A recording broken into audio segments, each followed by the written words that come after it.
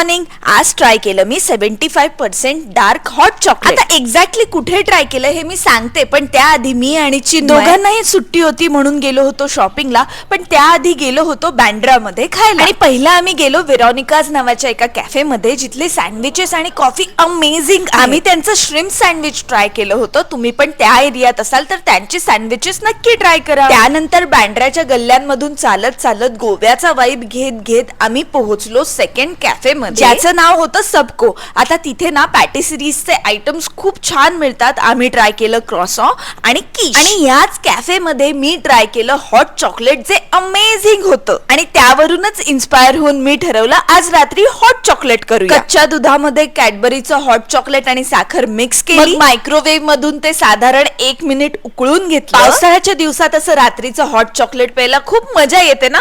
खूपच अमेझिंग झालेलं. तुम्ही पण नक्की ट्राय करा.